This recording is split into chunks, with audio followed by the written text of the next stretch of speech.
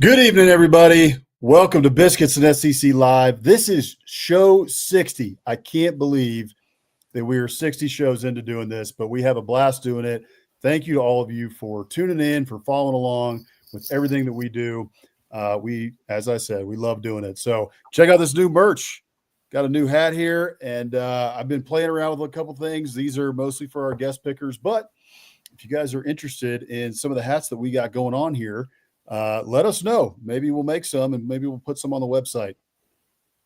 I think they look pretty slick. So anyway, we got a ton to get into tonight. I cannot wait. There is so much stuff to talk about. It seems like the news is just continually going on and on. There's new things coming out every 5 minutes about what's going on in the coaching carousel and on down the road. And also we have some big weeks coming up. It's Cupcake week for the most part here, which we'll talk to Lynden Blake about a little bit later. She's our guest picker this week. She is from the Daily Wire. We actually go back a ways, which we'll talk about with her when she comes on a little bit later. But before we get into it, as always, everybody, biscuitsandsec.com/newsletter. Check it out. The Morning Biscuits newsletter comes to you free on Mondays and Fridays, written by myself and by Hammer throughout the season. And then in the off season as well, we go to once a week during the off season, but free to sign up. Tell you everything you need to know about what's going on in the SEC, injury updates on the coaching carousel, rumors, all that sort of stuff that's going on at this time of year. So tons to talk about in the newsletter. Be sure that you go sign up right now. Hammer, how you doing tonight, man?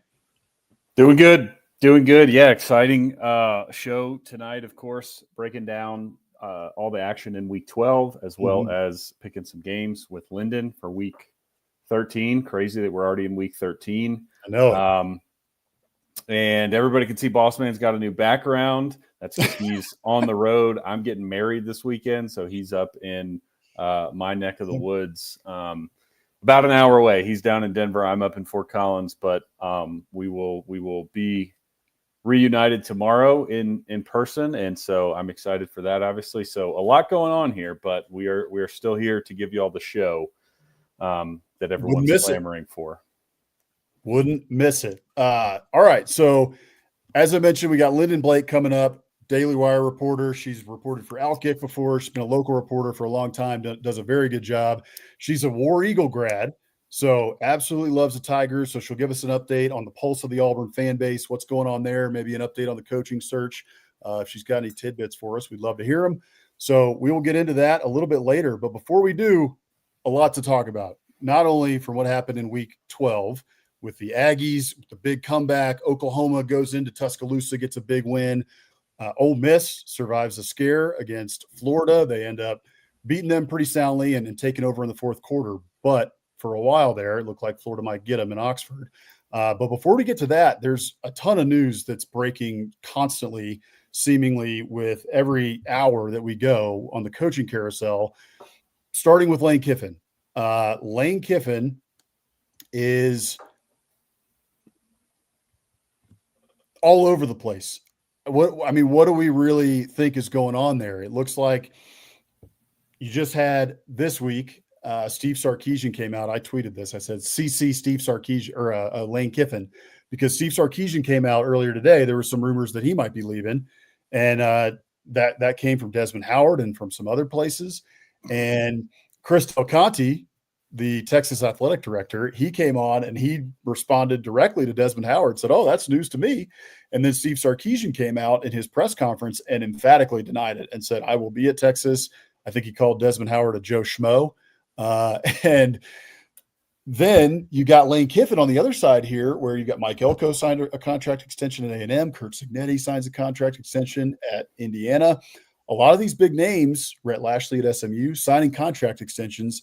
And Lane Kiffin is just dragging this thing on and on and on, to the point where I don't know if this was real or not, so go verify it for me, folks who are out there, but I think it was.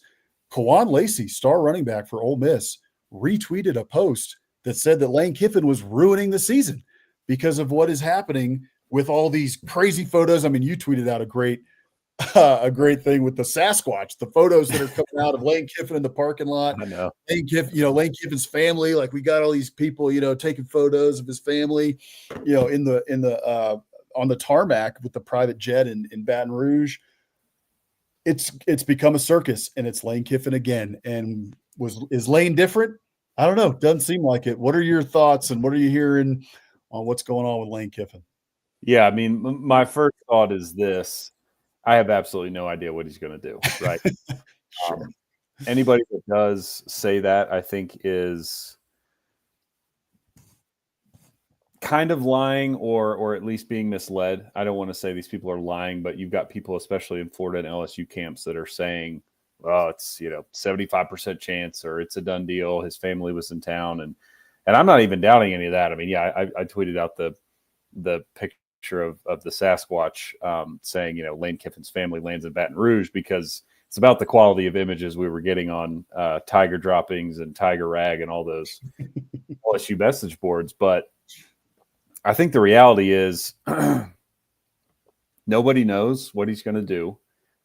To your point, the longer this goes on, the more it feels like he's not going to be at Ole Miss, just because he's not emphatically coming out and saying that or signing an extension. I know there's some weirdness with the Mississippi, state employee contracts where it's a maximum of 4 years. So were he to sign an extension, I don't even really know how much it would be. Somebody's going to have to comment or help us out on the current state of his contract, but he would probably only be able to re-sign for another year or something. So I don't even really know how big of an impact that would be, because they're limited to a 4-year contract for some reason. It's wild to me. They haven't changed that specifically for this reason, but state politics sometimes get involved in college athletics. Just ask LSU. So I don't know what he's going to do. Our friend Mike, here, who's very plugged into the coaching world, and put out a great article today on I think it's forelsports.com.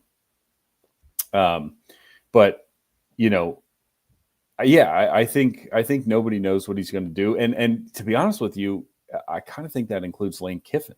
And again, the rumors about his family going out and checking these places, like, it's probably true. And honestly, why wouldn't you? I mean, these are big opportunities. Like, not to downplay what he's done at Ole Miss or whatever, but it's these are opportunities worth exploring. And it's unfortunate for Kiffin, the Ole Miss team, and the Ole Miss community that the timing is what it is, given the season that they're having.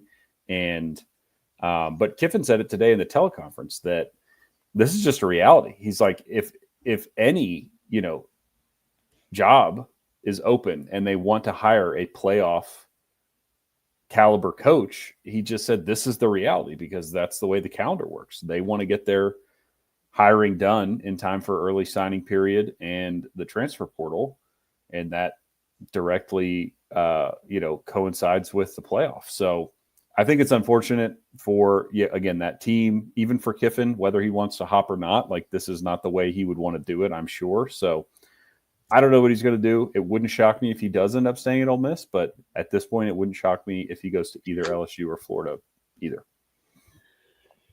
Yeah, I mean, I think kind of what you said at the outset. The longer this drags on, the longer it makes me think that he's gone. And I think I texted you earlier today saying he's gone. Mike said, does Lane Kiffin even know what he wants to do? And I don't know that he does at this point. But it just seems like we're kind of reverting to the Lane Kiffin of old. And I saw Ryan McGee tweet out today, a couple weeks ago, there was that huge special that E60 did on Lane Kiffin. And I can't remember what the title of it was, but it was all about how Lane Kiffin had changed, right? And Oxford had changed him, and his daughter, Landry Kiffin, had stepped in to really say, hey, we love Oxford. We love Ole Miss. Like, why would we leave right now? Stop chasing the big thing. And now it seems like we're back to the Lane of old, chasing the big job and just constantly looking for what's better, and I don't know. I don't know what to think about it, to be honest. My only counter to that is it almost feels like the more that he lets this kind of stuff go on, and even the Kawan Lacey thing, it almost feels like they're just trolling. Like, at this point, it almost feels like he's just letting all this go because he knows his locker room and his team, and maybe he's, shared his plans with them again. I don't think he has. I don't think he knows, but it almost feels like the more that he lets this go on, I just see it both ways. So the more he lets this go on, the more I think he's leaving, because he's not saying that he's staying. But obviously that doesn't mean anything anyway. I mean, Kiffin has said that before about Tennessee. So you take that stuff with a grain of salt either way. There's no right way to go about this. But yeah, I could see it. Yeah, it's like, well, he's not saying he's staying, and he's not, he's refusing to talk about other jobs at all. So that kind of makes me think he's leaving. But at the same time, it's like, knowing Kiffin, man, maybe that just means he's gonna troll everyone for a couple weeks here and then just say, yeah, I'm staying. The only thing that it's very possible. It's very possible. The only thing that makes me think that he's not trolling, and Ole Miss, fans out there, I know a bunch of you are watching us from Stephen Willis's feed from Locked On Ole Miss, who does a fantastic job, good friend of Biscuits and SEC. But I have been trying to keep up with this for the most part, but I may have missed this. So if I'm wrong about this, you guys let me know in the comments. But Lane Kiffin is like the most online coach there is in college football. And he's typically constantly tweeting about and trolling people and all this. And he seems to be on Twitter a lot less right now. And the thing that he seems to be mostly doing is tweeting out his typical, Bible verses or motivational quotes, or he's reading this book and he's tweeting out these, things that he, let's seize the day kind of thing every morning. And it kind of seems a little bit, I don't know, disingenuous isn't the right word, but for Ole Miss fans, I feel like it's probably getting a little bit old. Like, hey man, it is for sure. Or not. Like, stop with this whole. We love the motivational stuff. It's all been great when you're our coach and when you're committed to this place. But we're on a playoff run right now, man. Like, this is like the best season that we have had in our history. There are other seasons that have been great. Archie Manning, go way back. Eli Manning had some great seasons. But in terms of like the level that Ole Miss is on right now, this is the best season they have had. They are on a college football playoff run. They're going to make the college football playoff, and they're going to challenge for a national title. And he's tweeting out motivational quotes, and at the same time, he's got his family in Baton Rouge, his family in Gainesville. He's in the parking lot. This is the meme I tweeted out. He's in the parking lot. The Ole Miss burner accounts are all over the place watching Lane Kiffin while he's on his phone in the parking lot with his hoodie on. And I don't mean to make too much light of this, Ole Miss fans, but it's kind of funny. There's all these, burner accounts tweeting all this stuff out. But yeah, it's got to be kind of getting old for Ole Miss fans. And if I'm, the AD at Ole Miss, remind me his name. He's doing such a good job. Oh shoot! I should know. I've heard his name a million times in the last week, and I know he's doing a great job. He's doing an awesome job. You guys can let me know in the comments, but remind me. But anyway, the AD at Ole Miss is doing a fantastic job. He's doing the best that he can to handle this situation. Keith Carter, thank you, Keith Carter. Keith Carter is doing a fantastic job, and everything seems in alignment at Ole Miss except for Lane Kiffin right now. So I can't remember who it was who tweeted out. I think it might have been it was one of the ESPN personalities, and they were like, "It's time to or get off the pot." And I agree. Yeah. Get on board or get off, because Ole Miss alignment everywhere except for you. So get on board or get off, and we'll figure out something else. So, it's an interesting thing at Ole Miss right now, just because of where they're at. I mean, you've won 10 games and you're going to the playoff. And instead of talking about how incredible this Ole Miss team has played, the coaching job Lane Kiffin has done, we're talking about, is he going to Florida? Is he going to LSU? Or will he stay? So, yeah, same old. We're back to square one with Lane Kiffin. It seems that way. And there's a lot of, again, who knows how much he's changed. He seems like he's changed quite a bit. Seems like he's in a great spot. Which is part of the reason why I think there's still a good chance that he does ultimately stay. We'll see. Like I said, I certainly don't know. I don't think anybody really knows, quite possibly including Lane Kiffin, what visor he'll be wearing next year. No matter what, it's going to be a wild story and another crazy chapter in SEC lore and SEC history. And For my money, Ole Miss fans that are watching us, I hope that Lane Kiffin stays at Ole Miss. I think he's great at Ole Miss. I love it. The whole thing that's going on there, what he has built at Ole Miss, along with Keith Carter and the rest of the Ole Miss, the NIL, the Grove Collective is doing a great job. They're at the forefront. They're ahead of a lot of programs and and still are at the forefront of NIL. So again, to put this in perspective, I don't really know that the grass is greener at either LSU or Florida right now. It's going to take him some time. And I know the portal has changed things a lot, but it's still going to take some time to get it right at either of those places when you have everything you want at Ole Miss and you've got everything that you could possibly need. NIL, alignment, you've got all the money that you need. Your roster's in a great place. You have a Ferrari. You just got to turn the key. At these other places, I don't know that you do. So anyway, we'll see. I think it's time to move on to some games here, but week 12 was an incredible week in the SEC. We can start off here with our Aggies. What an insane game. Jekyll and Hyde is what I wrote in our recaps on biscuitsandSEC.com. Total tale of two halves. I mean, the definition of the tale of two halves. The first half was maybe the ugliest half of football I've ever seen in my life. And I've watched a lot of football, from peewee to middle school football to high school football to college football, NFL, you name it. Watched a lot of football in my life. I don't know if I've ever seen a worse half of football. Marcel Reed played terrible. I mean, everything that could go wrong did go wrong for the Aggies in the first half. And then it completely flipped in the second half. And they go boom, boom, boom, 4 straight drives with touchdowns. They almost botch it in the end with that wild play call from Colin Klein. I mean, Colin Klein called an ace of a game until that play call. And I have no idea why he took the ball out of Marcel Reed's hands at that point in the game. But an incredible comeback win for the Aggies. There's been a lot of chatter out there. Brandon Walker over at Unnecessary Roughness and some others just kind of saying, I don't think you can call it a Heisman moment for Marcel Reed because of how bad he played in the first half. And I don't think this Aggie team is elite because of how they played in the first half. What would you say to that? And what were your thoughts on this game? I mean, the Heisman discussion, like I go back and forth on it just because, unfortunately, it just in general, I would say the awards lost a little bit of luster. But I also think, somebody brought this up, the new clock rules and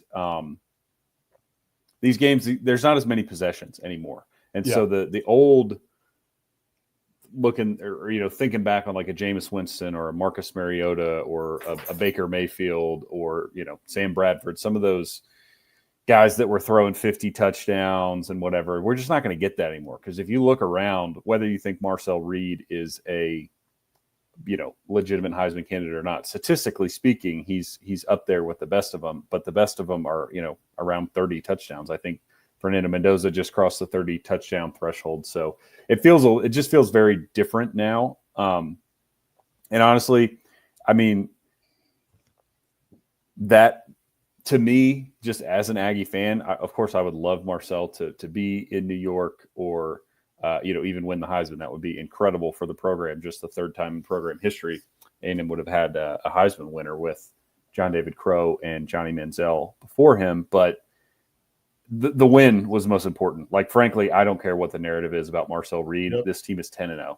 And so people could say whatever they want about him. They can say whatever they want about the first half because it doesn't matter. And, I also think too, like, just in going back and what happened that first half, it was everything that could go wrong did go wrong. There's a lot of reasons you could look at the A&M team and say they're not elite because they missed 2 field goals. The interceptions were bad, but there was also a lot more throws that could have been picked off. The scoop and score fumble. So I don't want to totally gloss over that, obviously, but I do think there's some credit given to South Carolina in that, look, not only was A&M shooting themselves in the foot, but that scoop and score fumble, like Dylan Stewart shot out of a cannon. He's a great player. He made a great play. A&M was held to negative rushing yards in the first half. That's not A&M shooting themselves in the foot. That's South Carolina taking it to them. So again, if you whatever narrative you want to spin on that A&M struggled with a 3-6 South Carolina team. Again, I really don't care because A&M came back and got the dub, and they're 10-0. They're the only undefeated team in the SEC. They're still undefeated in conference play. So whatever that first half was, if we see it again, obviously A&M's in trouble because, you can't. It can't happen again, but maybe they get it out of their system with that one. I don't know. But, again, narrative-wise, whether A&M is a legit contender or Marcel Reed for Heisman, I don't care. A&M's 10-0. They've got, Samford this weekend. They're going to be 11-0 going into the Texas game. And we'll see what happens because in all likelihood, barring complete chaos, like they need to win that game to even get to Atlanta, which sounds kind of crazy, but it's just the way that the cookies crumbled this year. So, 10-0. I'm just excited for that team, for them to get that comeback. And it showed a lot of resilience. Again, people want to bag on them for the first half. That's fine. But they came back and won. They erased a 27-point deficit in like a quarter and a third. And then, we're able to close it out at the end there. But ultimately, I still look at that and say, great win for A&M. I don't know what happened in the first half. It can happen again. Hopefully it won't, but that's a great win. Yeah, for me, it was, you're right. South Carolina played extremely well in the first half, and it wasn't, A&M did not play well at all, but South Carolina played very well. And like you said, they took it to them. I took away a couple things from this game. One is that A&M, we've talked about it before, that it seems like this team is different, right? And the national media has been talking about that, right? Like the A&M logo on the side of the helmet for a long time was Texas 8-4. They're going to blow it in the second half of the year. And that happened year after year after year for a long time through multiple different coaches. But under Elko, it seems like the locker room is different, the buy-in is different, and the mentality of this team is different. And I was texting you in the first half, like, oh, this team's different. The mentality's different. Like, look at this. And then it completely flipped in the second half. And A&M completes the biggest comeback in 20 years in the SEC, the biggest comeback in school history, 27 points. And what was that? The stat was crazy. It was like 1 in 200 something games. It was like 1 in 286 or something. Oh, 286 games, right, until Saturday when A&M comes back to win. And that takes a lot of moxie. It takes a lot of guts. Most teams would fold like a accordion on Bourbon Street in that situation. And, we didn't have our best day. Like, you know what? We'll get them next time. We'll see Texas, in a couple of weeks. Instead, they rallied and they got together in the locker room at halftime and said, no, we're not losing this darn game. And they came out and won it. And the second thing was the narrative of a lot of people coming out of this game was, A&M, they had to take a 2-6 South Carolina team or whatever they are and beat them by 1 point and come back from 27 down. Well, yeah, South Carolina hasn't played that well this year, but how soon people forget they took Alabama to the wire. Lenora Sellers was a preseason Heisman candidate. He's still Lenora Sellers. He's still looking like a first-round pick when he gets time to throw the ball or when he gets out, gets out in space. So Dylan Stewart's still a stud. They still have a ton of players. This is still a good football team. They just haven't gotten the wins. They've been close, but no cigar this year, and it hasn't ended up in the win column. But that doesn't mean the South Carolina team is a bad team. And the other part of this too is, I said it before this game, 17.5 point favorite for A&M. That scared the ever living heck out of me because that's just not when A&M plays their best football. You want to see a spread for Aggies. We want to see a spread of like 3.5, 5.5, what have you. Right. And so that worried me. And the 11 a.m. kick, man, early kicks, sleepy kicks, not the best. And so A&M was sleepy. That's for sure. A&M slept walk. They slept walk through the first half and they almost got because of it. But ended up okay for the Aggies. They end up winning this game 31-30. So, all right. We're going to bring in our guest picker now here, Lynden Blake here. Let me get her on. Give me 1 second here. And let's see. Do we got her? Add her to stay. There we go. Production value. There it is. Here we are. Yep. I was like, my computer, it messes up all the time. So I wouldn't be shocked if I couldn't get on. Well, it looks like you're all good. You're in a quiet place. We thought we might get Lynden on Broadway tonight, but Okay, so I was gonna go. Y'all know the CMAs start in like 30 minutes. So this is like the official CMA pregame show. It is. Yeah. Yep. You heard it Yeah, here Because first. The exactly right. official country CMA music pregame singers show. love football.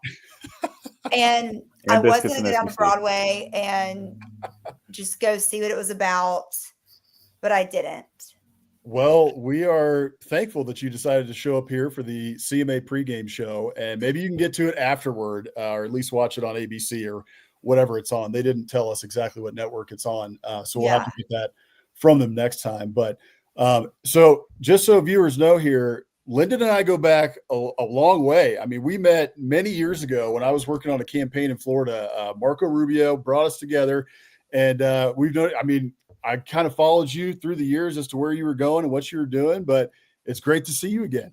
I know. And I don't know if you remember this, but I think about this often. And every time he's involved in anything, and I want to find the clip.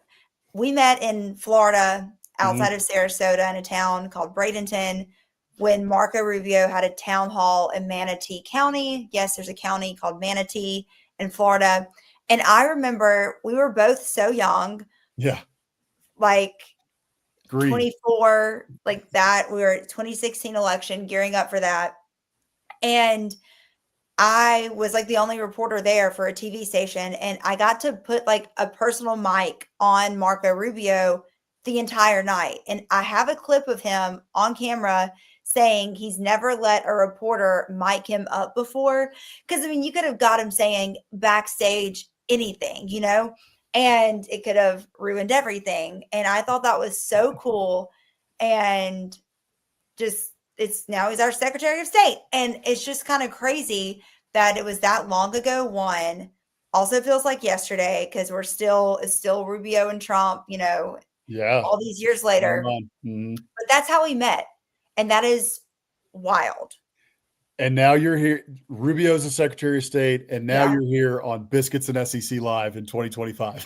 Yes, because again, everybody loves sports, and I know Rubio's a Miami guy, but he needs to join the SEC. He does. I think his son might go to Florida, if I'm not mistaken about that. So I think that he has a kid old enough. That's crazy. Yeah, I know that is insane, but yeah, I'm pretty sure his son plays for the Florida Gators. So I think that he has a little bit of SEC ties now. Oh my gosh, I'm Googling that. Yeah, that's incredible. Fact check me, but I'm pretty sure I'm right about that because he played cornerback or something at a small JUCO. So he's a huge. He's a walk-on running back. There we go. And this is so Florida. He scored his first touchdown for the Gators in the Gasparilla Bowl. Oh, wow. That's perfect. That's wild. Oh, there we go. Mike is confirming, plus Google. Our friend Mike Huseman of Offseason After Dark. Boss Man is right. Yes, sir. Marco Rubio's son, member of the Florida Gators. So, all right.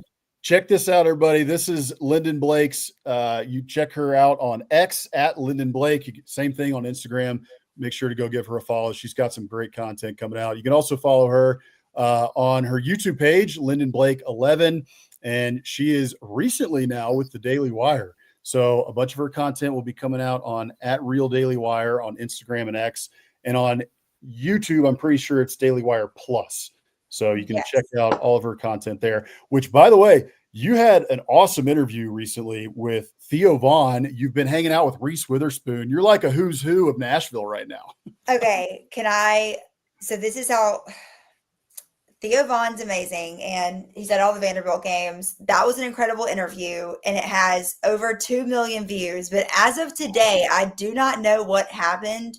The video of my husband kissing me as I'm about to go on air at a cross country meet has more views than mine and Theo Vaughn's interview. And I'm shook. Your husband has to be pumped about that. And he wants to run away. He's not pumped about it. He is like, this is the worst thing in my life. But no, Theo is like, and if you listen to Theo's podcast, he is just kind of like really he's always been a college football fan. LSU, you've seen him at Tennessee games over the past couple of years with like Caleb Presley and some of the Barstool guys when Caleb was still at Barstool. But this year he was like, I'm going all in. And the only week he has missed a game was the week he was in New York filming his special. He's been at a game every week this year, but that week. He's interesting. I love his stuff.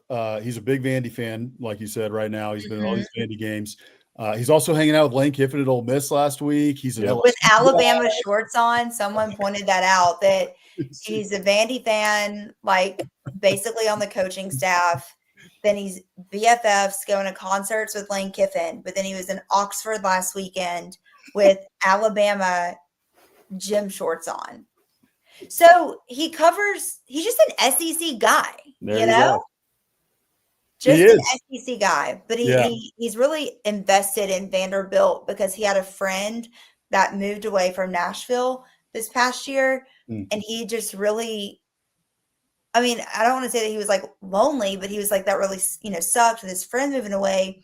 Then he meets Diego and gets involved with the program, like going to practice and stuff. And I think it like gives him purpose during the week because he's not touring this fall, and he normally tours during the fall. So it's just been cool. And everyone loves the Vandy game. Like it really is because of the product that the school puts on, the production value, who you can get to games, Reese Witherspoon, Noah Khan, Winona Judd. I mean, you can get these people because it's in your backyard. And now that the football's good too, everyone wants to be there. Yeah, Vandy's put a ton of money into it. Clark Lee's got him rolling. Pavia's got him rolling. I mean, we've talked about it a lot on this show, just how well he's a maestro with that offense. He's the perfect fit for it, and he knows exactly what's going on, and it's impressive to watch. So we're happy that Vandy is on the rise right now. But a team that isn't on the rise necessarily is, for folks out there, Lynden went to Auburn grad, big time War Eagle girl. So we want to get just a pulse of the Auburn fan base from you as to where the program is, maybe who you want to be the next coach, and just kind of what your thoughts are. Because I saw some of your videos when the Hugh Freeze stuff was going on, and you were right. We were calling for him to be gone too. But what are your thoughts on where Auburn's at? I think that a lot of people, for many different reasons, didn't want Hugh to get the job when he got the job, but you knew when Harsin was fired, it was like like you had to just like go on like one more date with like your ex-boyfriend to know that he wasn't the one. You know what I'm saying? Yep. Like that's how it felt. Like, it was like, like we've got to hire Hugh Freeze because oh my gosh, like if we don't, like it was just like this thing. I didn't understand it. I was not for it, but like Auburn was going to do that, and they did, and it failed. And so now you have to think you have these 3 horrible coaching departures. Like they fumbled. The whole Gus thing was, he was treated horribly on his way out. And then you had Harsin, hot tub hire is what I like to call him. And that was horrible. And then you bring in Freeze, who I don't care what he did at Liberty. Like I understand what he did. He put Liberty on the map, but that was Liberty. And I know he developed quarterbacks, but I just feel like when someone takes a hit, like he took a hit leaving Ole Miss with the whole situation, like, is that really who you want to bring in? But so all that to be said, I feel like we've just made such a predictable hire with Hugh Freeze that I really want us to see us just like really like think this one through and maybe like think outside the box to hire someone. Obviously, you know, like James Franklin was thrown around there for a while and he's done and will be at Virginia Tech. But I just think that, you know, you can say what you want. Like, I think it'd be fun to have someone like Gruden, because I think it would just be fun. I think Auburn has a lot of personality. We've always been the school in Alabama, like Alabama, and Auburn has great traditions. But I think that Alabama, if you go to the game, like it's just like very, like they are going to do the same things. And I feel like Auburn just with their in-game production and like their players, they let them have like a lot of fun.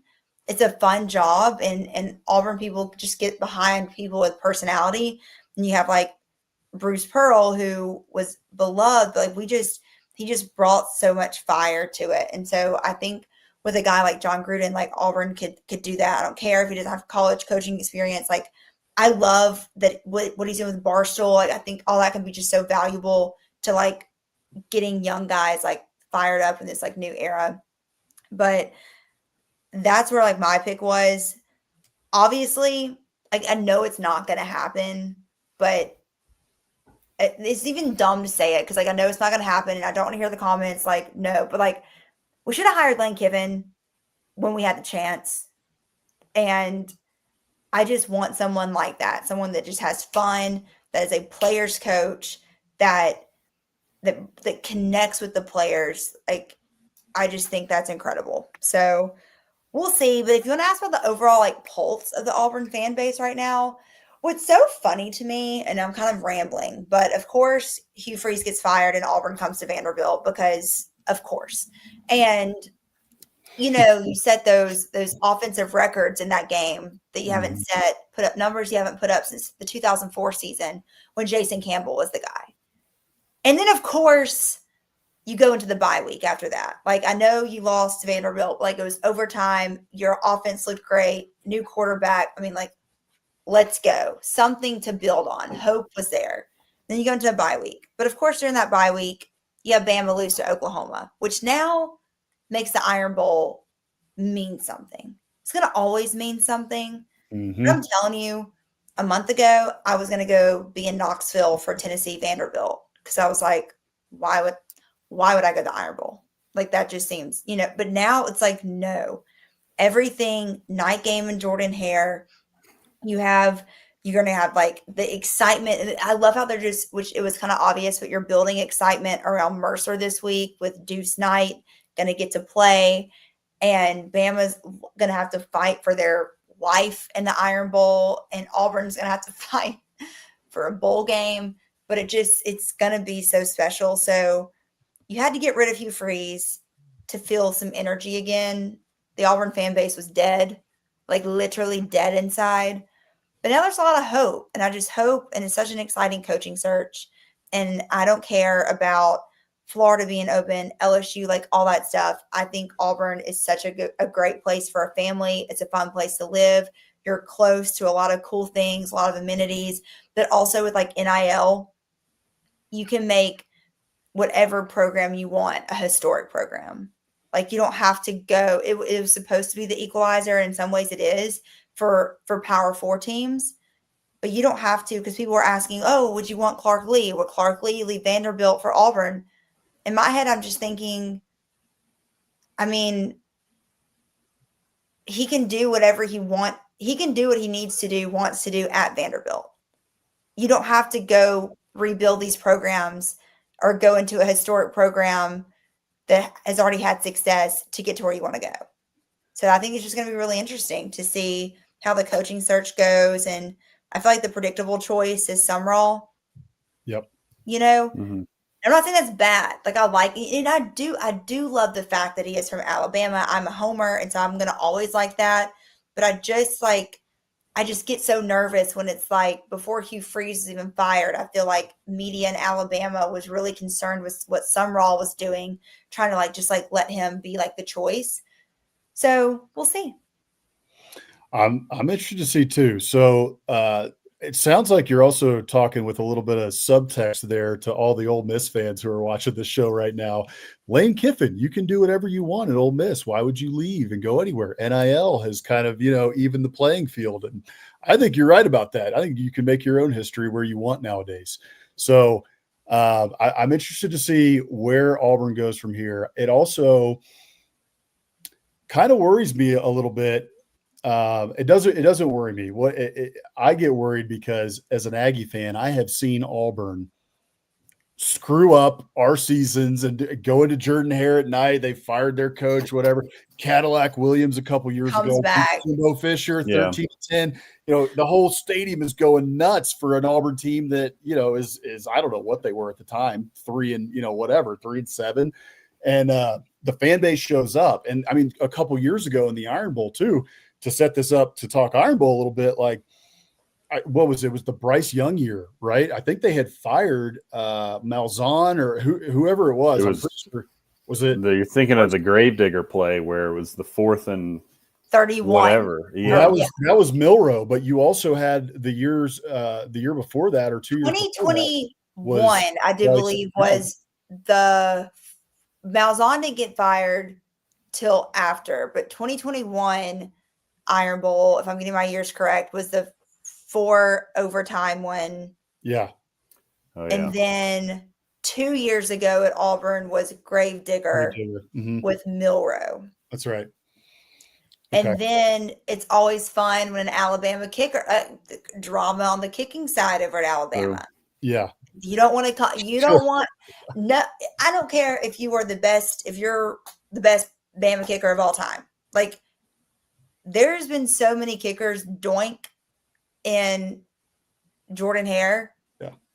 It's just, it's setting up to be a nightmare for Alabama right now. But it just has all the recipes. And if you're an Auburn fan, Justin Lee, who's one of my favorite journalists to follow, always says Auburn has never been normal in anything ever. And it's just it was so fun watching. It always is fun to me personally to watch Alabama lose. But last week it's of course this is going to happen, because why? It's you can't have a normal Iron Bowl, and it's just going to be so interesting. And Auburn fans, and I don't know what it is, no matter what, like you said, and it gets to a point where you're like, hey, we suck right now. We're still selling out. We need to rebel and be no, this is not acceptable. The way we are playing, we do not support what is going on right now. My dad brought that up this year because he's dang, we're still selling out and we're getting our butts kicked and no one likes the coach. But my gosh, we're going to put on our Auburn sweatshirt and tattoo and go. Pom-poms, yeah, get the pom-poms going. It really is remarkable. It's crazy. It really is. It's impressive. The Auburn fan base shows up no matter what, and you got to love that. Love that about them. But all right, let's get into some picks here. So let's check out the picker standings first. We got Rivers Huey. I mean, she was one of our first guest pickers. I think she was week 2. She went 4-2. Then you had Gabe Bach there at 4-2 as well. Drew TMU did a great job, 4-2. Our cousin JT, little boss man, up there at 4-2 as well. Ellie Mae Williamson 3-3. Emily Grace McWhorter 3-3 as well. Cruz Oxenrider 3-3. Easton Bach there at 3-3 as well. All in the middle. Stingray, Cornbread Cowboy, and Chloe Rigdon, and Daily Joy as well, bringing up the rear at 2-4. Chloe's graphic, we didn't fix that up, but she went 2-4 last week. She did great, just picking them straight up. She made it a point to let me know. I picked it straight up, and I went. She went 6-1 straight up, or 5-1. Excuse me, 5-1 straight up. But against the spread, she got rocked. So 2-4 against the spread here. So Lynden, 5-1, 6-0, still out there. You can get to first place pretty easily. And I think there's some games that you can pick this week. We got 2 basically pick'ems at the end here outside the SEC, because as we talked about before the show and on our social media, you're here for SEC Cupcake Week. So we got a couple SEC games that you get to pick that are some decent games. And then we took away the cupcakes, so we're picking a couple outside of the SEC. So let's start here with Arkansas and Texas, a rivalry game. And Hammer, set us up for this one. Yeah, all right. So we got I don't know what to expect in this game, because Texas, of course, is coming off the emotional loss, turned into a blowout late at Georgia. Also, some people will argue against this, but in my opinion, their playoff, hopes crushed with that loss, with 3 losses. So Texas is licking their wounds, coming back home. And Arkansas, I mean, they've been a zombie team since September when they fired Sam Pittman. They keep finding new ways to lose games with turnovers and penalties, but they're close in a lot of games. So What's your read on this one? Do you think Arkansas can cover a 9.5-point spread and keep it close, maybe pull an upset, or is this Texas win and cover all day? Yeah, I have I have Auburn. I pick Auburn for everything. Just kidding. Arkansas, I think they're going to cover because there's so many rivalry games, like you said. You have Texas A&M over there, but the Arkansas Texas connection is one that just like cannot be broken. And I think so many Arkansas fans and they hate Texas. And you mentioned they've been so close in so many games, and that's a great way to describe them. Zombies. It's like, if you like actually had a heartbeat, I mean, you would win some of these close games, but you're dead inside and you just keep like making it interesting, like The Walking Dead. But no, I mean, like, I think for sure Arkansas covers. I think it's going to be another one of those close games. I think you never know what you're going to get with Texas. And in Texas, I mean, they should want to, I mean, this is a program defining game for Texas. Like, who are you? Like, who do you want to be? Because it's just been so weird this season. But I still think Arkansas will cover. Texas will win. Arkansas will cover. I love it. Okay. We're Aggies, so if this is a close game, that's great, and we can. But from your perspective, what do you want? So. What do you want out of this game heading into the big game next week? Like, what do you want to see? Because it's just like so psychological. Arkansas pushes Texas to the brink. And physical game, push them to the brink, make them sweat a little bit, and then you got to go into the Lone Star Showdown feeling pretty good if you're A&M. If that's the case. I mean, look, Arkansas pushed A&M to the brink, right? Like it was 45-42 was the final score. A&M had to have an offensive explosion. Their defense played probably the worst they've played all year, except for the first half against South Carolina last week. So I think what you're really hoping is that they can get after Arch Manning a little bit, make Texas sweat, push him to the brink. Maybe it's like a 27-25 type of game, or 27-24. Maybe it's like, might be a little bit more offense because Arkansas seems to play these, shootout type of games. But I think that's what you want if you're A&M, is just make them sweat a little bit, make it a physical game, beat them up a little bit, and then go into the Lone Star Showdown feeling like you got a really good chance in Austin. Mm-hmm. All right, Tennessee and Florida. Let's go there. So we're just talking about some zombies. Florida, also a zombie team. I mean, they fired Billy Napier. They looked terrible a couple of weeks ago. They just completely laid down against Kentucky. And then they come back last week and they give Ole Miss a run for their money. Like the fourth quarter, I'm watching that game and I'm like, Florida legitimately might win this game. And then Ole Miss takes it over and ends up, winning fairly comfortably by the end. But can they give Tennessee a run here? I mean, Tennessee's defense hasn't played that well this year, but Tennessee's offense is very good, which I think is why you're seeing the spread there at just 3.5, because Tennessee has to go on the road. This one's going to be in the Swamp. And I know there are a lot of ghosts there for Vols fans in terms of the Swamp and Florida in this game. So I know they're sweating about this one and worried that this could really screw up their season. So what are your thoughts on this one? You think the Gators can get them? You may have to fact check me, but Tennessee hasn't won in Gainesville in 22 years. You might be right about that. My gosh. I think that's correct. Yeah. Gosh. It's and that's like the ghost for you. And I know Florida lost the Kiffin Bowl last week, but you have to think you're still playing for Kiffin, right? If you're a Gator team. So I took Florida 3.5. because I think it's going to be another close game. And we've seen, I mean, even after they got rid of Napier, like they hung with Georgia there at the start and like impressed me. I was like, oh, we're going to score now. Oh, cool. Like everyone that gets rid of their coach comes back. And I know the Kentucky game, don't know what they were doing, but I think this is another one that if you're Florida, just score. Like you haven't scored a lot of points this year, but just find a way to score and you're going to get this thing. I mean, like you're going to keep it close. I think you're playing for a lot and you want to intrigue Ole Lane, you want to make them want to go warmer weather.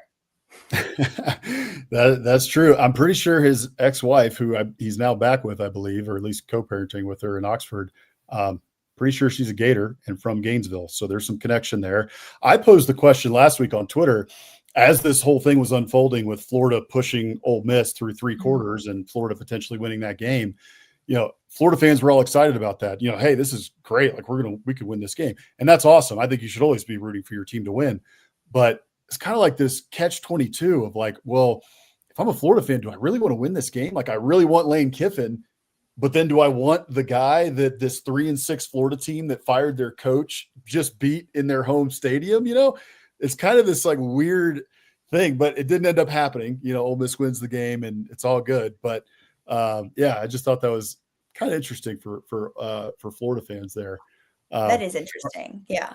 Yeah. But anyway, it didn't end up coming to fruition, but Lane Kiffin's still on the board for Florida potentially. Hammer, take us now to Mizzou going to Oklahoma.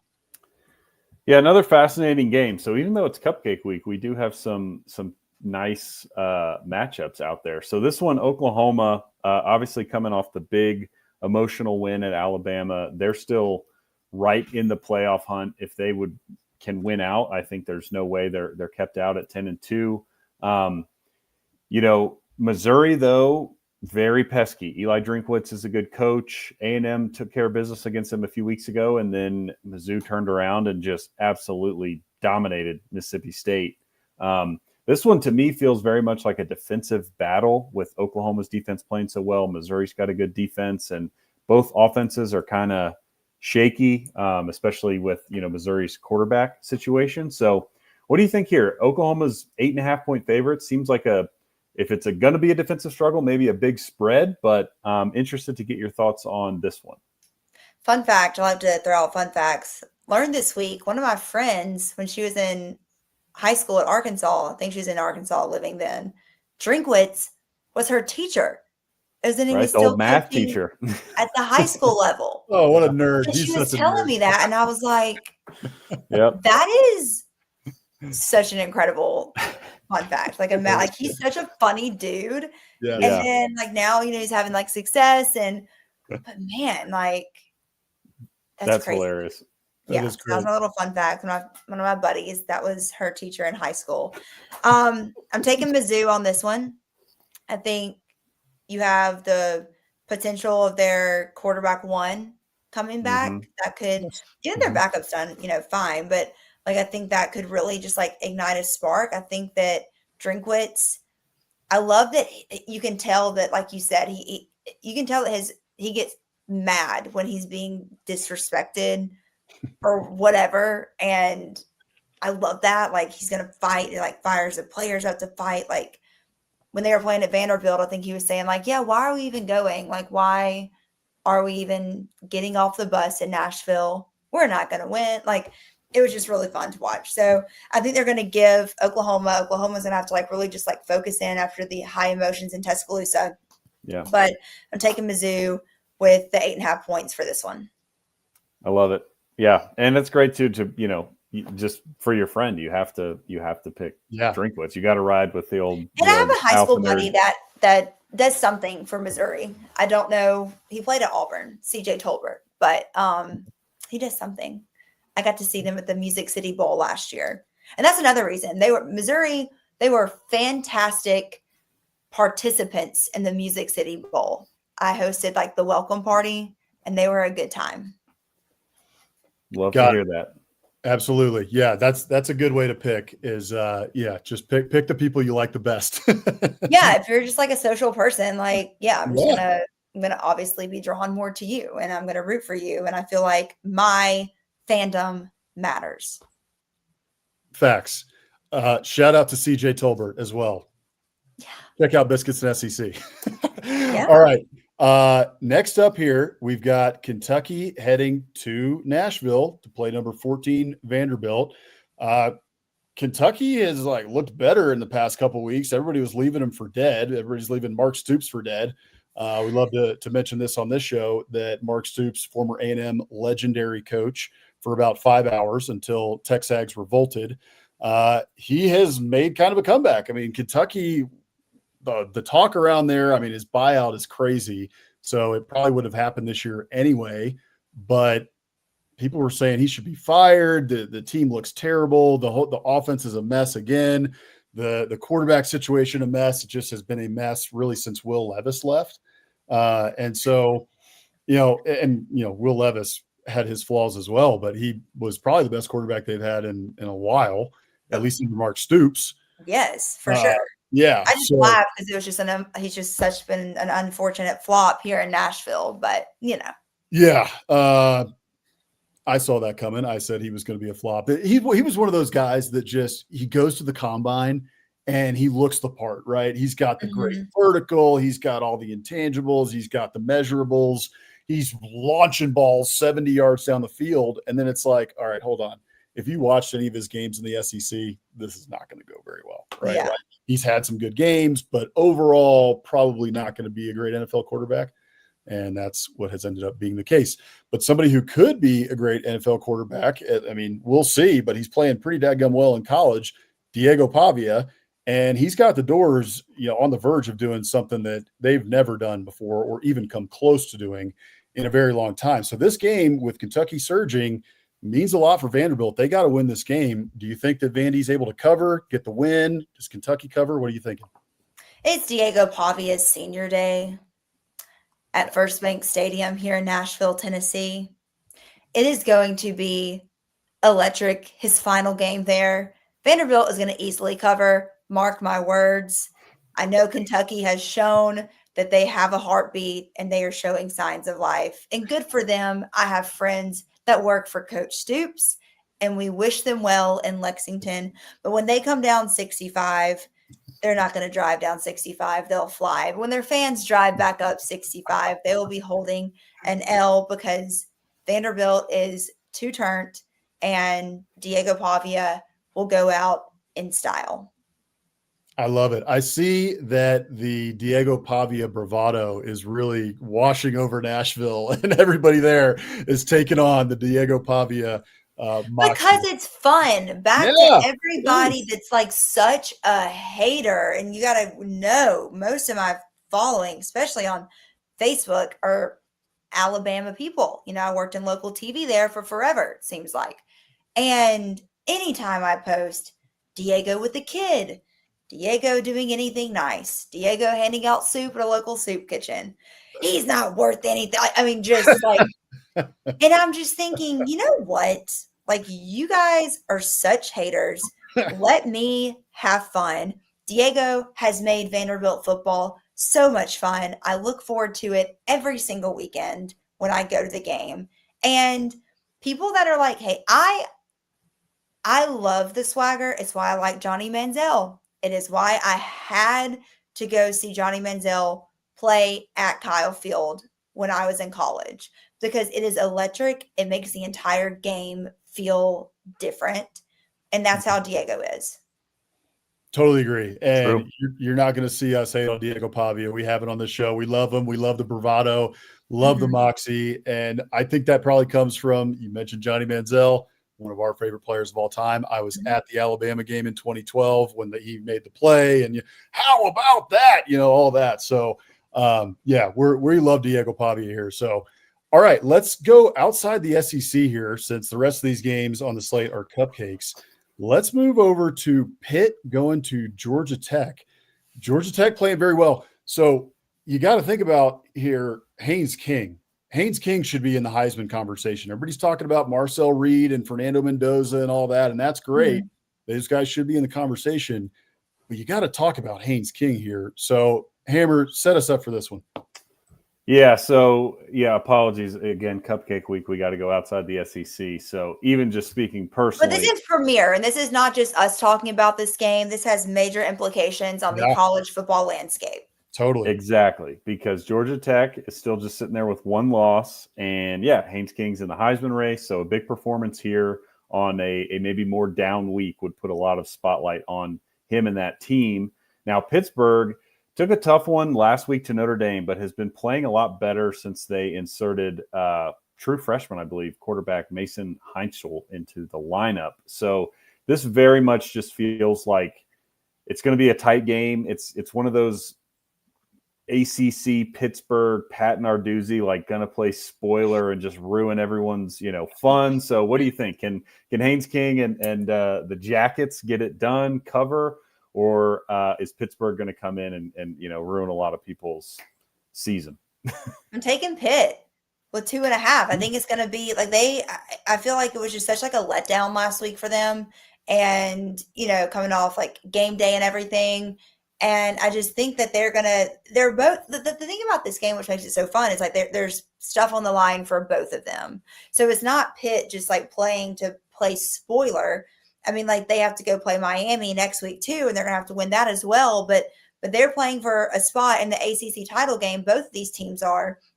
So I think we're going to get the best of them both, which will make it, that's why the line's what it is, but it's going to be a tight game. And I think that, Georgia Tech, if they win, it's going to be very, very like close. And I'm interested to see if the line adjusts, tomorrow or whatever a lot. But I think Pitt is going to come in there, and if they're going to play spoiler, I think it can be at a game like this where you have your ACC title on the line and you're coming off just, I'm going to call it embarrassing just because of all the pomp and circumstances around it. And there was so much hype going in with Mason being like, he's off to this 5-0 start with Pitt, and then you go in there and you lose. So I think Mason's had a taste of that now, and he's looking to rebound. And I love Pat McAfee. I know he played West Virginia, but he's a Pittsburgh dude. Let's go for Pitt.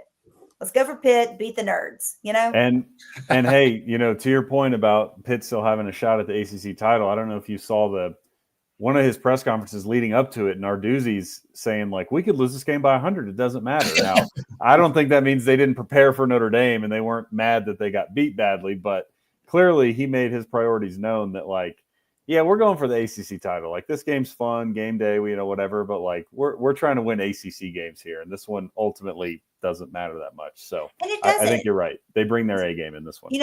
Actually, both schools. Isn't Pitt a really smart school too? Yes. I don't know. Yeah, I don't know much about Pitt, school. but sure. Yes, good school. But that's smart. Like, whatever. I'm excited. I think everyone's really excited about that one. And good for Georgia Tech. Yeah. I follow Georgia Tech. Being in Atlanta, you have a lot of like high school players from Alabama go over there. So you always, especially when they play Georgia, you get those once every 10 year or so, 15-year upsets with the Bulldogs. But you always just keep like an eye out, and you're like, good for them. The ACC needs more contenders. I agree. Almost got the Bulldogs last year too, and 8 overtime. I love to. I hope that it looks like he's going to stay. He had the quote last week. He was our Muschamp Coach of the Week last week. Cut me open, see what colors I bleed. That man bleeds Georgia Tech gold and blue, and so I hope he stays there for another 10 years. We grew up with Rudy, right? And Georgia Tech in the movie, and like they were a powerhouse in the 80s and 70s, 80s, and early 90s. And so I hope they come back, frankly, like you said, for more contenders in the ACC, and to have Georgia Tech be another power there, against Georgia there in that area of the country, I think would be awesome. So I hope it continues for Georgia Tech. All right. Georgia's the only state that hasn't had for the last our like lifetime growing up, just like 2 constant schools that were at the top of their game, and that made things interesting. So this is good. Endorsed Georgia Tech right here. Agreed. Still taking Pitt, but I back you, Yellow Jackets. There you go. All right. Let's head now for our final game to BYU and Cincinnati. So BYU needs a win to keep their college football playoff hopes alive. Cincinnati is a good team. Cincinnati is 7-3. They've only lost they've lost to Nebraska. They lost to a 7-3 Arizona team, and they also lost to a ranked Utah team. So, and they've lost in close games, by the way. Most of those games were very close. So this is a very solid football team. This is not a gimme for BYU, which is why it's basically a pick 'em here at 2.5. So what are your thoughts here? Well, I'm going to tell you my pick first, and I'll get into my thoughts. I'm taking BYU, and I have really no reason beyond that. I can't believe that they're as good as they are. And I'm just going with them to get in the Big 12 championship and finish it out. And historically, they've beaten Cincinnati. So I'm just going to go with that. Not really much to it. And Cincinnati, they've had some tough ones. I feel like the hype train's kind of left them though. But like, I feel like at the beginning of the year, everyone was like really high on them. But I think BYU goes in and handles business. Okay. Storm and That's Mormons. my expertise. Storm and Mormons going in to Cincinnati and getting the win. Yeah. I think that's a great pick because I don't know much about either of these teams because I don't really know much, but I'm just going classic with Big 12 I'm matchup. shocked that BYU is even in this position. Like, I don't know why. And I know they've been good in the past in certain years, but I'm just like, they just keep winning. And I'm like, okay, well, go handle business on the road at Cincinnati. Yeah. That's right. Let's see if they can do it. All right. So, Lynden, before we get you out of here, we always ask our guests this question. And we are Biscuits and SEC. We love Southern culture. We love Southern cuisine. And we love SEC football and SEC athletics. So, with Biscuits and SEC, we wanted to marry the two together. And we kind of do that with this one question here, which is, what is your favorite biscuit spot? Could be from your hometown, could be where you're at in Nashville now, or it could be like your grandma's homemade recipe. What is your favorite biscuit spot or your favorite biscuit? Okay, well, obviously, it's going to be my grandmother's homemade recipe. Oh, sure. Of course. Obviously, there's nothing like it. Don't know how she does it. I'll ask her at Thanksgiving. I'll probably mess it up, but I feel like my brother, he gets more of the giftedness in the kitchen and can like remake some of my grandmother's stuff. But obviously that is her. But I'm sorry, not everyone is invited to Carmen's kitchen on a Saturday. So with that being said, I'm going to tell you the best spot for biscuits in Nashville is Buttermilk Ranch. Buttermilk Ranch in 12th South. You can get a flight of biscuits with jam or gravy. They're square and they're so good. A flight of biscuits. That sounds amazing. You're talking heaven to Boss Man and Amber right now. So good. I think I'm going to go there this weekend as well. It's the best. Yeah, love it. We will be sure to feature them on an upcoming show because I'm about to do a lot of research into these flights of biscuits that you're talking about. Yeah, and of course, if you're ever around Nashville, you have to go to Loveless Cafe. Okay. And get their biscuits. I mean, you want to talk about historic.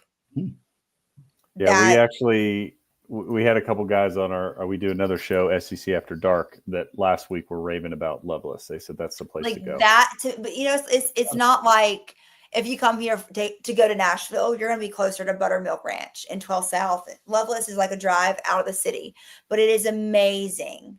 But Buttermilk Ranch, tell them I sent you. They don't know who I am. But maybe one day they will. But they will. They will. They're about to know. And I think what they're going to do is go follow you right here. Everybody go follow Lynden Blake. Go to X at Lynden Blake. Also, same handle on Instagram. She's smart about that. Same handle across the board. And then YouTube, Lynden Blake 11. You can go watch. What the heck? I'm going to have to fix that. Yeah, you got to fix that one. What the? Go watch her interview with Theo Vaughn. It is on her YouTube page, and it's got, like she said, millions of views. It's a fantastic interview. Theo Vaughn is hilarious in it. And then you can go check out all of her work as well. It will be posted intermittently since she's a reporter there for Real Daily Wire. You can follow them on Instagram and on X, and then you can also go to YouTube and follow them, Real Daily Wire Plus. Lynden, it was awesome to have you tonight. Is there anything that you have going on coming up other than the CMA Awards tonight, which you're going to be attending here soon? Oh, the CMA Awards. What do we have coming up? Christmas time, I'll be going to the Iron Bowl. That's coming up. Other than that, I can't really think of things that I also can't really think. If I'm being honest, my brain feels like it's constantly in a waffle maker, but I'm sure there's fun things coming up. I'm looking forward to basketball season, doing some work with that. hosting the Music City Bowl welcome party again in Nashville. Mhm. So if your team makes it, come, because the city of Nashville does a really good job with doing things for the fans. And it's not, on New Year's. You can come here and then go wherever you want for New Year's or stay here. But that's what we got coming up. Hopefully more good interviews. Got to get to talk to Riley Green. He's a big football guy, big Auburn fan. And I just want to kind of keep the ball rolling. And I love talking to people that love football as much as we do. Amen to that. And he also loves the Montgomery Biscuits, which I want to get that. He wears that hat all the time, and I have to get that hat because it's perfect for Biscuits SEC. I also have to go to a game. The Montgomery Biscuits, minor league baseball. Yeah, like I remember when they came out with their name when I was a kid or changed it. It was just amazing. And then when I was in Florida, I was with the Rays with Fox Sports, and Montgomery Biscuits were their AA team. So it's nice. I was like, yeah, you hung out in Montgomery. Let's go. So yeah, Montgomery Biscuits, great name, great ballpark there on the Riverwalk in Montgomery. No doubt. Well, Lynden, thank you so much for joining us. We had a blast with you. It was great to see you again, and I'm sure we will see you down the line. I'm sure we'll have you on again soon. So thanks so much, and War Eagle. War Eagle, and oh my gosh, I forgot to tell you guys, big A&M, y'all got Bucky. I know that's basketball. I'll talk later. Oh, yeah. He is my man. So Absolutely. I was like, oh my gosh, I'm talking to Aggies. I was about to say, like, what is it? Gig'em? Gig'em. I was going to say Gig'em, and then I was like, I've got to tell them about Bucky. We'll talk Bucky and Aggie basketball during basketball season when SEC play starts. Amen. Let's do it. We love it. Let's All right, do it. Lynden, great to see you. Thank you, Lynden. All right, everybody, that was Lynden Blake. She does a fantastic job over there for Daily Wire. So, excuse me, again, go check out all of her stuff.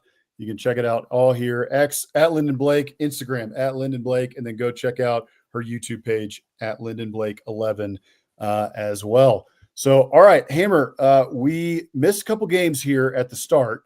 So why don't we go back and hit a couple of these? We're already in some extra football here. We love to do that at Biscuits and SEC. We got over 800 of you watching tonight. So thank you guys so much for joining us.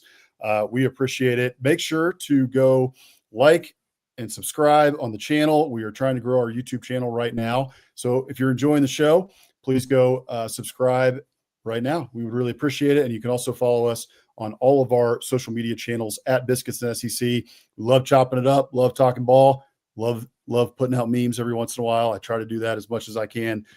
We just love to have fun here at Biscuits and SEC. So we talked Texas A&M and South Carolina ahead of having Lynden on. Let's go back because there was some other big games that happened. Bama and OU. Oklahoma goes into Tuscaloosa and gets a big win, 23-21 over Alabama. Alabama really shot themselves in the foot in this game. If you're a Tide fan, our friend Rick, Captain Biscuit, I know that this was a tough one to watch, especially because you got to feel like we gave this one away. We should have won this game, and we gave it away. And Oklahoma made the plays to get it done in the end. I mean, Alabama, I think it was, I don't know if they doubled Oklahoma in in the total yards, but they had over 400 yards of total offense, and you lose this game. And in every statistical metric, just about, you beat Oklahoma, but Oklahoma made the plays when they had to. Their defense stiffened up when they had to, and they end up getting the win in Tuscaloosa, which is massive and keeps Oklahoma, really, they only have 2 losses right now. So they're still very much in the hunt. And Brent Venables putting together a fantastic season right now for Oklahoma with that schedule that looked extremely daunting at the start of the year and is daunting. So what were your thoughts here on this game? Yeah, you nailed it. I mean, this was a classic. Our friend Parker at Stats of War on Twitter puts out that graphic that everyone loves so much, the success rate. Yep. And did we really get beat that bad? And of course, Bama was so much higher than Oklahoma in success rate, but obviously lost that game. And you nailed it. I just look at it and I come away very impressed with Oklahoma. 2 games in a row I picked against them. I thought they were going to lose and not cover against Tennessee, and I thought they were going to lose and not cover against Bama. And offensively, everything that I thought would happen happened. You know, Oklahoma struggled on offense kind of in both of those games, less so against Tennessee, but really in this one, 212 total yards. But it's everything else. They get a pick six. Yep. Second, you know, they also had the scoop and score against Tennessee. So 2 games in a row, they get a defensive score. Yep. They also forced 2 other turnovers. They didn't turn the ball over, so they win that battle 3-0. Their field goal kicker is a weapon. The biker shorts kid is just out there dropping bombs. I mean, he's going into the hostile road environments with no problem dropping, 50-plus kicks. Alabama missed a kick because Oklahoma blocked it, so they win the special teams battle. They had a couple big returns to flip field position. They're just doing things that the little things that you need to do to win ball games, and it's impressive. They didn't even have R. Mason Thomas, one of their best defenders, and they still were able to do that to Bama. So I was very impressed with Oklahoma. I think for Alabama, I didn't really come away. I mean, it's obviously disappointing you lost the game, but you just got to look at it as if we don't throw a pick six, we win. If we make a field goal, we win. So they were right there. And frankly, the stuff that ended up coming back to bite them is stuff we've been talking about for weeks. And it's just, it is who they are. They don't run the ball. They can't run the ball. Every game that they go into at this point forward, it's going to be on Ty's shoulders. And he didn't have his best game, so they come up just short. That doesn't really change my opinion about them or what they're capable of. It just means your margin for error is small.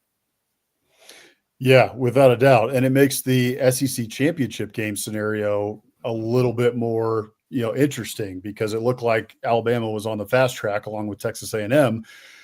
And now you got another loss for Alabama there. It's the first loss for them in the SEC, but you only got Texas A&M has no losses. You got Ole Miss sitting there. You got Georgia right there. Cole Kubelik put out a great tweet. I don't have it set up right here, but you can go check it out. He's got all the SEC championship game scenarios and what can happen. It's a total mess. But this one with Oklahoma winning made it a lot more interesting as to what can happen in terms of the mess, that I just mentioned. All right, let's go to Georgia and Texas. Georgia gets the better of Texas for the third time since Texas entered the SEC. 2 of those games have been blowouts. The other one was the SEC title game last year, which was Gunnar Stockton's first start, or not his start. He came in at halftime when Carson Beck got injured and ended up leading the Dawgs to a win. And they totally outmatched Texas in this game. Arch Manning looked a little bit better at times, but they only scored 10 points. Georgia offense gets rolling in the second half, and they just pull away from Texas. And I think Georgia's a very good team at this point. They're starting to peak at the right time. Kirby, we've talked about it. He mentioned that quote, "We're tough to kill." Yeah, they're tough to kill, and they went out and they mauled Texas in this game, with Texas going on the road to Athens. So give me your thoughts on this one and what it means for Georgia going forward and what it means for Texas, because there's a big one looming in Austin with the Aggies, who will be undefeated coming into that game. Yeah, kind of similar. I mean, Texas can't run the ball. They had 23 rushing yards on 17 attempts. Every game that they go into is going to be on Arch's shoulders. And I'm sorry, but at this point in his career, he is not the type of guy that's going to go into a night game in Sanford Stadium and beat this Georgia team. I was surprised defensively what Texas gave up there, but it's a couple games in a row now where teams are scoring on them. So I think the jury's kind of out that the secondary is gettable. They're really good, in the pass rush, and with Colin Simmons, and Anthony Hill's great at linebacker, but overall, I don't think they're quite the level we maybe thought they were. And for the Georgia side, man, you nailed it. They're just tough. They fight. Kirby said it, we hit, we're physical. We get checks here, but we also, have physical practices. So that's just a toughness, a culture win for Georgia for the third time. And just to beat that Texas team 3 times in a row, 2 of which weren't even close. I mean, it just shows you, despite the talent being basically equal, that Sark and his staff have a lot of work to do. And that's not a slight to Sark and his staff. I mean, a lot of people have a lot of work to do when the standard is Kirby Smart in Georgia, but they aren't close right now. And Gunnar Stockton's great. That run game is great. Mike Bobo's doing a heck of a job. Georgia is extremely dangerous. Yeah, they are. And Texas, it's starting to become questions about Steve Sarkisian. There was some issues, the last couple of weeks. I mean, the offense has not looked very good. Arch Manning has not looked very good for much of the year. So people are wondering, should he give up play calling duties? And now there's questions, will he leave for the NFL? I don't think he's going to leave. I don't think he should. But anyway, we'll see, what happens with Texas. A lot is going.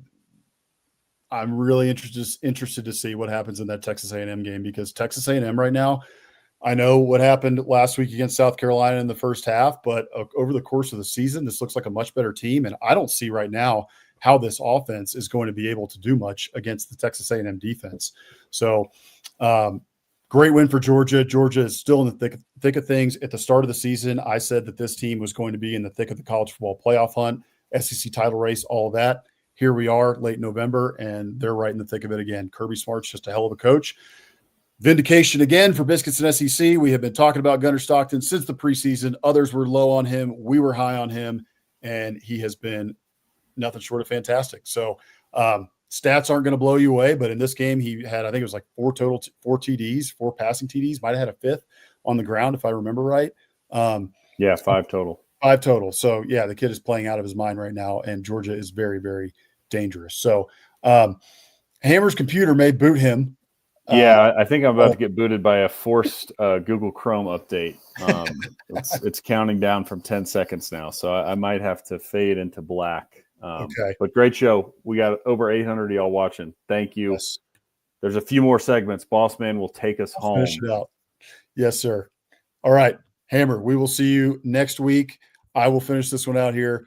All right, so last game here, and then we will get to the 2 segments that we always do here at Biscuits and SEC, which is our Biscuit of the Week and our Must Champ Coach of the Week. But before that, we've got Ole Miss and Florida. So Florida, we talked about this a little bit with Lynden Blake.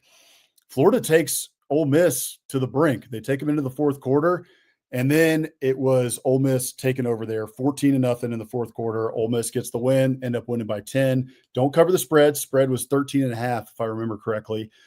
But they get a nice win, and they keep Florida fans from having to worry about beating a coach in his home stadium that they actually want to be their head coach next year. But it was a full team win for Ole Miss. Got to give credit where it is due for Kawan Lacey. I mean, that kid went off. That was an unbelievable game from him. He had 31 carries for 224 yards and 3 TDs. Both of the two of those TDs came in the fourth quarter, and one of them was a huge run of over 40 yards, might have been over 50. You guys will have to correct me on that and just make sure I got my stat right there. But incredible game from Kawan Lacey, and I'm excited to see what this Ole Miss team does going forward with all the craziness surrounding Lane Kiffin right now. Is he going to go to Florida? Is he going to go to Ole Miss or LSU, or is he going to stay at Ole Miss? And there's a total circus going on in the background right now, but this Ole Miss team is chasing a college football playoff berth, which is pretty much locked up already. And then they are chasing a national title, a position that Ole Miss has not been in since the Archie Manning days, way back in the 60s. And then when I think they were number 1 coming out in 1963, and that season just did not go as they were hoping. So Ole Miss has everything in front of them, but can they get past the circus? What happens with Lane Kiffin? Does he sign a contract before the Egg Bowl to stay in Oxford, or does he leave, or does he stay? Does he stay end up through the Egg Bowl? Does he coach in the playoffs? We'll see. It's a complete anybody's guess right now. Who knows what the heck is going to happen with Lane Kiffin? But a good win for the Rebs in Oxford. It was an awesome environment too, by the way. Gotta love what you saw at Vaught Hemingway Stadium, a night game. Crowd was going crazy, had 68,000 fans there, over 68,000 fans. So it was an awesome atmosphere. I was really happy to see that in Oxford. The fans have been showing up, despite Lane Kiffin, taking a little bit of an underhanded shot at the fans recently with the Citadel game. And then, in past years, he's done it at times. But the Ole Miss fans have been showing up, and they are behind this team. They love Trinidad. They've got the song, the Trinidad song going all over social media, which I'm a big fan of. Great song. So great win for Ole Miss.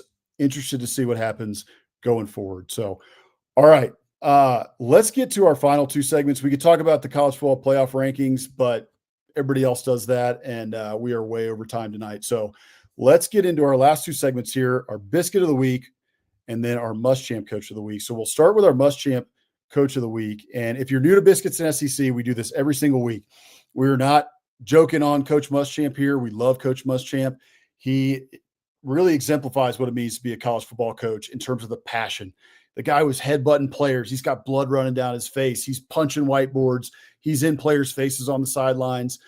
But all the players who played for him loved him. They love Coach Muschamp. You'll hear a bunch of players who played for him, whether that was at Texas when he was a defensive coordinator, at Florida, or at South Carolina.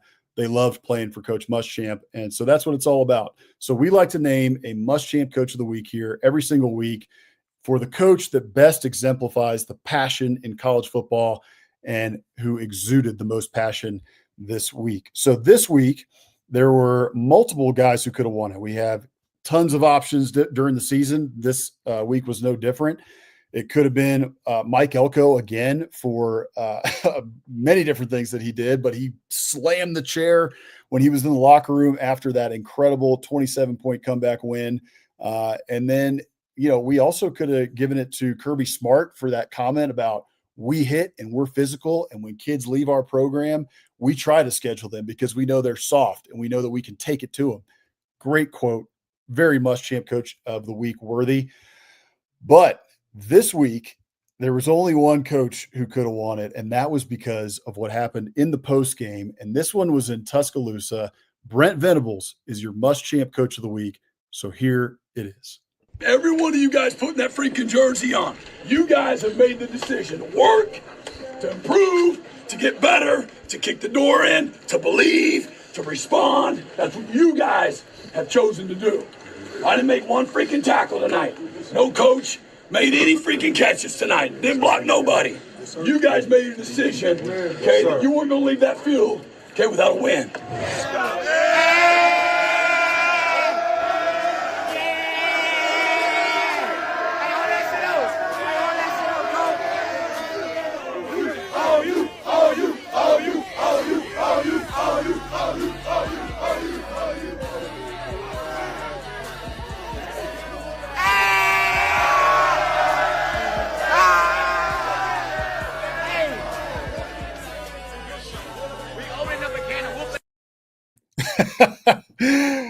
I don't know if you guys saw that on social media after the game, but as soon as I saw it, I knew that was our Muschamp Coach of the Week. We opened a can of whoop ass on them guys. So Brent Venables right there for the big win at Alabama, 23-21. Oklahoma gets the win. A big win for Coach Venables to another notch in his belt as he continues to build this Oklahoma program back up. He's doing a great job this year. And what a fun scene there in Tuscaloosa. Sorry, Captain Biscuit, Rick, and to all our Tide fans out there. But that was pretty awesome to see him with the actual can of whoop ass there in the locker room and just having a blast with his players. And just like Coach Muschamp, Brent Venables players, they love playing for Coach Venables. And that includes his time at Clemson and all the way back to his days as the defensive coordinator for Oklahoma. So Brent Venables, your Muschamp Coach of the Week. We will be sure to get the certificate in the mail and potentially a trophy to him in the next 5 years as this award grows. I'm sure he is really looking forward to that and receiving that so he can put that on the mantle behind him in the offices in Norman. Okay, last segment here, our Biscuit of the Week. Do this every week. We like to name a biscuit. We talked to Lynden about her favorite biscuit in Nashville. She gave us a couple fantastic places. I'm looking forward to going to Loveless Cafe here in the future. But we like to have user submissions. So if you would like to be featured as the biscuit of the week, again, could be homemade. We've featured cast iron biscuits before from folks who watch the show. We have featured biscuits from different restaurants. You got a local diner that you love to go to that people need to know about that's in the SEC footprint. Let us know. You can tag us on social media at Biscuits and SEC. Make sure to give us a photo or two of it as well. You can also send us an email, contact@biscuitsandsec.com to be featured on the show. And we would love to feature your biscuits, whether homemade or from your local diner, or even last week we featured our biscuit of the week was from Captain Biscuit himself, Rick Wilmarth, in the local Cracker Barrel that he was at. So this week's biscuit of the week is also from Captain Biscuit. This guy is a machine, loves biscuits. He continually is sending us in biscuits, and he has been a loyal watcher of Biscuits and SEC Live for a long time. So your biscuit of the week from Captain Biscuit himself, and his wife Bonnie was there as well. We didn't have enough room to put Bonnie on the graphic here, but we'll get her in soon because she has been a loyal watcher of our show as well. So Rick and Bonnie Wilmar, thank you so much for sending in these biscuits from Flying Biscuit Cafe. And that looks pretty daggum good. Rick, you can help me out as to exactly what I'm looking at here, but it looks like some eggs Benedict, maybe some gravy on that as well, and a fried piece of chicken there on top of a biscuit, which sign me up for that. I will take 3 of those. And then on your right there, you got some oatmeal, a biscuit, and a fruit cup. Rick likes to keep it 100 when it comes to his health, which we respect here at Biscuits and SEC. So got a little bit of health there with his fruit cup and his oatmeal on the side there, and a biscuit. But the left there with that poached egg and the fried country biscuit and the fried chicken with the gravy on top. Dadgum, there it is. Yeah, Rick, Freebird Benedict. Okay, that looks pretty darn good. Okay, right side is what Bonnie was eating. Respect that, Bonnie. Keep your health up. We are right there with you trying to do that. I had some sort of I was feeling a little bit down today on my plane ride out here to Denver for Hammer's wedding. And so I got it's called like a wake me up or something. It was like had a whole bunch of green in it and some apple juice and some ginger. And I think I coughed my way through the entire thing, but that was me trying to keep my health up, trying to get ready for Hammer's wedding. But this looks way better than that. I'll tell you that much. Oh man, Rick had some collard greens with it as well. Let's go, man. That's awesome.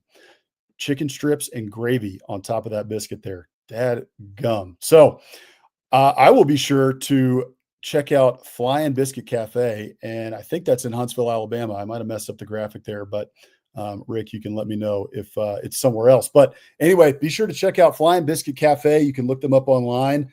I sure as heck I'm going to do that. And next time I am in your neck of the woods, Rick, I will be sure to be going to Flying Biscuit Cafe. All right. That's going to do it for us tonight. Thank you guys so much for joining us here at Biscuits and SEC Live. We do this every week, Wednesday nights, 7 Eastern, 6 Central. You can catch us on our X feed, also on our YouTube channel at Biscuits and SEC across all platforms. Be sure to go and follow us on social media as well. And subscribe to the channel.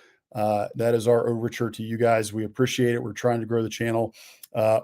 900 of you watching tonight. We really appreciate it. Glad to see you guys. Hope to see you guys next week. We also write a newsletter, the Morning Biscuits newsletter, right there. You can sign up, biscuitsandsec.com/newsletter. That is written by myself and by Hammer on Mondays and on Fridays during the season.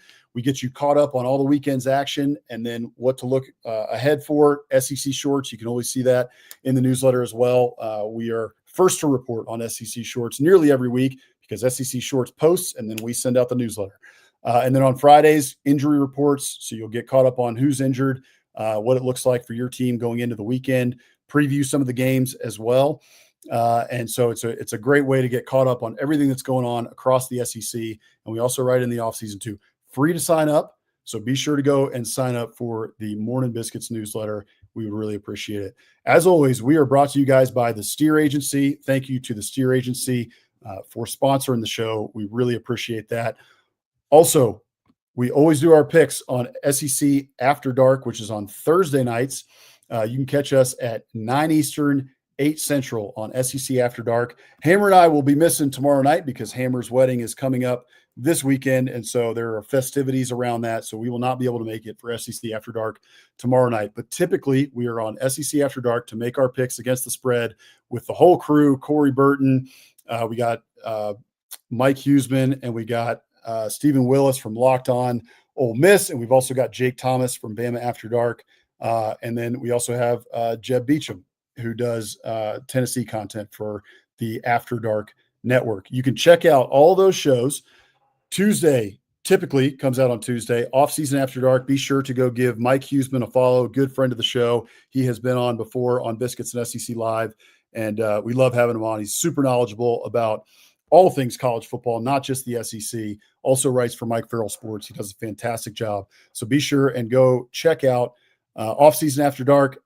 Typically releases Tuesdays in the morning. There we are, as always, Wednesdays, 7 Eastern, 6 Central, Biscuits and SEC Live. Thursdays, SEC After Dark. And then you can also go check out Jake Thomas at Bama After Dark 2. He typically is posting that on Tuesdays around 6:30 is when he goes live. Some days it's on Wednesdays when he leads us in. And then you can also check out Corey Burton and Israel Troop on the Regular Guys pod. That is a little bit of an intermittent schedule due to Israel's coaching duties. But they do a great job over there as well, talking all things ball and pop culture on the Regular Guys pod. So be sure to check them out. All right, everybody, thank you so much again for joining us tonight. We had a fantastic show. Thank you to Lynden Blake for joining us. We will be sure to have her on again soon. She does a great job for the Daily Wire and also talking Auburn ball. She is super knowledgeable on everything that it has to do with Auburn sports. So thank you, guys. We will see you guys not tomorrow night for SEC After Dark, but we will see you guys next week for Biscuits and SEC Live, Wednesdays, 7 Eastern, 6 Central. Thank you guys so much. We'll see you soon.